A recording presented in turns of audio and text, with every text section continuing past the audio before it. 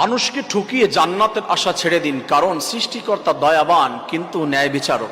এই পৃথিবীতে অনেক মানুষ আছে, মানুষকে ঠকায়, মানুষকে কষ্ট দেয়, মানুষের ভিতরটা ছারখাড় করে দেয়, মানুষের সাথে চিট করে, এটার পরে আবার ইবাদত করে, আবার আশা করছে যে জান্নাতে যাবে। ইম্পসিবল, কোনো অবস্থাতেই না।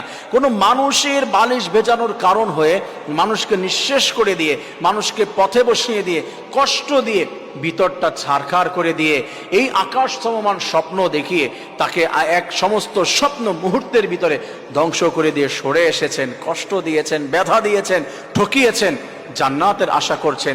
হায় রে, আপনার মতো বোকা মানুষ তো এই পৃথিবীতে আর কেউ হতে পারে না।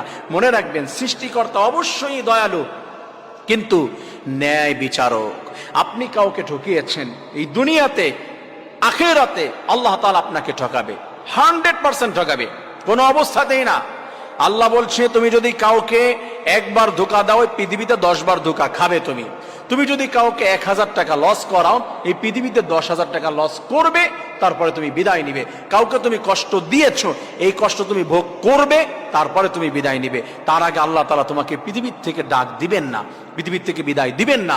আমার প্রিয় ভাইয়েরা, আল্লাহ দয়ালু, আল্লাহ ক্ষমা করে দেয়, আল্লাহ মাফ করে দেয়, কিন্তু ন্যায় বিচারক। কারণ আপনি কাউকে কষ্ট দিয়েছেন, আল্লাহ যদি আপনাকে ক্ষমা করে দেয়, তার প্রতি জুলুম হবে।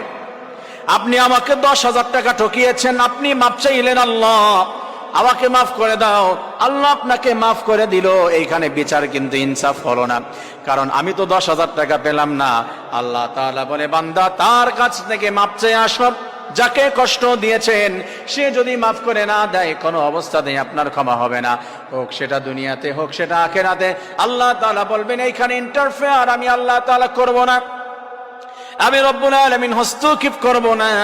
হাসরের ময়দানে দুইজনকে আল্লাহ মুখোমুখি করে দিবেন, ফেস টু ফেস দাঁড়িয়ে যাবে, আর আল্লাহ বলবে, দুজন দুজনের থেকে বদলা নিয়ে নাও। সে বলবে যে, আল্লাহ আমাকে ঠকিয়েছিল, আমাকে কষ্ট দিয়েছিল, আজকে আমি যেতে দেব না। আল্লাহ বলছেন, আল্লাহ বলবেন, কি চাও তার কাছ থেকে, তুমি কি বদলা নিতে চাও? আল্লাহ আমাকে মার দিয়েছিল, আমাকে কষ্ট দিয়েছিল, টাকা দিয়ে ঠকিয়েছিল, আজকে তো এইগুলো নিয়ে কোনো লাভ হবে না। আল্লাহ তাআলা বলবেন, তুমি কি নিতে চাও? সে বলবে যে, আল্লাহ তার যে নামাজ দেখতেছি, জিকির দেখতেছি, সাদাকা দেখতেছি, আমলগুলো আমি নিতে চাই। আল্লাহ তাআলা বলবে, অবশ্যই তোমার আমলগুলো তাকে তুমি দিয়ে দাও, যাকে ঠকিয়েছিলে তাকে দিয়ে দাও। যদি আমল না থাকে, আল্লাহ তাআলা বলবে, কি নিতে চাও? আল্লাহ নেয়ার মতো কিছুই নাই, কারণ তার তো কোনো আমল নাই। আল্লাহ তাআলা বলবেন, তাহলে তুমি কি করতে চাও?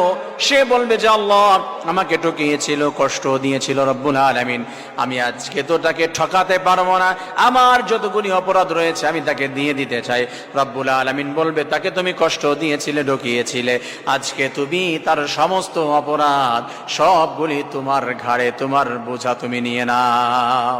আমার প্রিয় ভাই বন্ধুরা, এই জন্য মানুষকে ঠকিয়েছেন আর জান্নাতের আশাও করছেন। মনে রাখবেন, সৃষ্টিকর্তা ক্ষমাশীল, কিন্তু সে কিন্তু আবার ন্যায় বিচারক, সঠিক বিচার করেন।